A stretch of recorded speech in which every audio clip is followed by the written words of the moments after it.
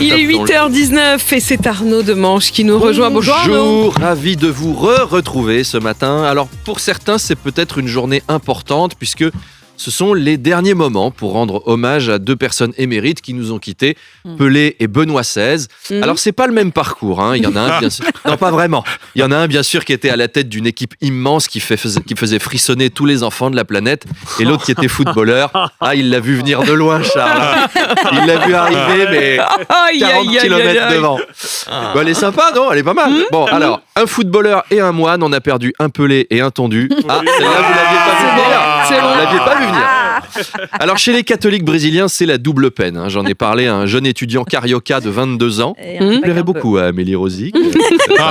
Brésilien plus étudiant, c'est le Graal, hein, pour notre cougar maison. Et il me disait que la mort de Pelé lui était plus triste que celle de Benoît XVI. Déjà parce que des Pelé, il n'y en avait qu'un, alors que Benoît, on en est déjà au 16e.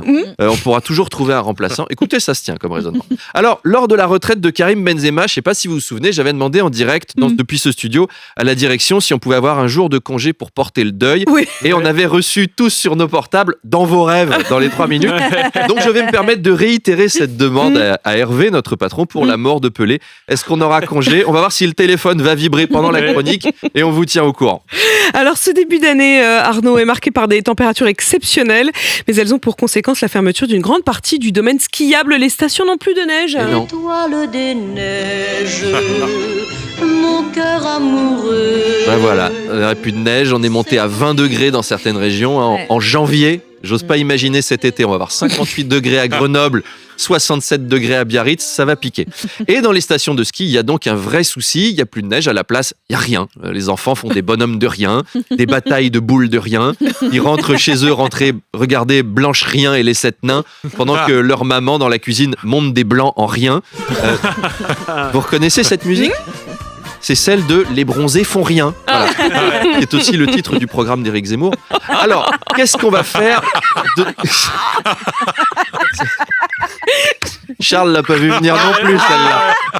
Qu'est-ce qu'on va faire de tous ces télésièges qui servent plus à rien? Je propose qu'on les mette à Paris. Ça fera peut-être au moins un mode de transport qui fonctionne. Même si on n'a pas de neige, voilà, ça servira. Enfin, si on en a de la neige, on en a plein nos congélateurs. On est même obligé de la dégommer au tournevis pour prendre la dernière barquette Picard qui est là depuis 12 ans tout au fond. Mais sinon, c'est tout. Sans la neige, on va devoir faire les Jeux Olympiques d'automne. Ça va être nul. Un championnat de balade en amoureux en forêt, une course de fournitures scolaires de rentrée, un concours de ramassage de champignons. Ça s'annonce pas passionnant. Puis voilà, les gens iront visiter Megève comme on visite Saint-Étienne aujourd'hui en se disant, tu vois, ici, il y avait des riches avant et maintenant, c'est sinistré. Que vont devenir les moniteurs de ski? Ces mecs qui ne sont bronzés que du visage avec la marque des lunettes. C'est fou, on dirait des monégasques avec un teint tout Donald Trump. Qu'est-ce que ça emballe un moniteur de ski, hein? C'est dingue, c'est les seuls campagnards qui emballent à ce point. On les voit pas assez dans L'amour est dans le pré. Dans L'amour est dans le pré, ils mettent un peu trop de ces types bizarres avec un béret de travers, le pif de Jean Lassalle, la tronche c'est moitié Émile Louis, moitié Michel Fourniret. Ils louchent et ils sont là. Mais pourquoi l'amour me fuit-il? Et il n'y a pas assez de monos de ski, ce qui serait valorisant pour nos campagnes. Alors Arnaud, à propos du climat, Nicolas Poincaré nous en parlait tout à l'heure. Une petite phrase des vœux d'Emmanuel Macron a fait beaucoup parler. Oui, le président a dit... Qui aurait pu prédire la crise climatique aux effets spectaculaires encore cet été dans notre pays? Eh oui, mais comme c'est fou alors, mais oui. Ça perlipopette, une crise climatique, dites donc, oh là là, c'est inattendu, nous sommes ébobis. Qui aurait pu prédire autour de cette table, à part tout le monde, hein, à peu près. Y avait comme une rumeur, je pense. Quand tu penses aux millions qu'il a filés à McKinsey pour avoir des conseils, les mecs lui ont même pas dit, quoi. C'est pas cool, hein. On parle du président qui revient de la COP27, celle après les 26 autres. Macron, c'est le gars qui sort du cinéma où il a vu Rocky V et il dit « Qui aurait pu prévoir ? Il existait un Rocky 1. » Moi, je suis scientifique, j'entends ça, j'arrache mes vêtements, je vais hurler tout nu dans une forêt. Vous allez voir que dans un mois, en pleine reprise épidémique, il va nous sortir « Qui aurait pu prévoir que tant de lits d'hôpitaux étaient fermés ? Qui aurait pu prévoir l'état de nos services publics ? Oh là là, quelle histoire, c'est vraiment pas de chance. Fou youyou.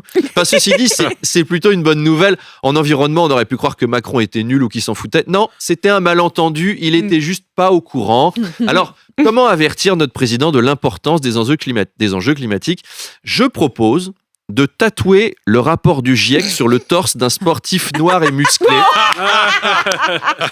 Genre Kylian Mbappé ou sur son crâne. Comme ça, la prochaine fois qu'il perd, qu'il se précipite pour le tripatouiller sur une pelouse et tout, et ben sur le pectoral gauche, il y a un lien vers le site de Greta Thunberg. Non mais il n'y a pas de petite solution pour aider la planète. Allez, à demain.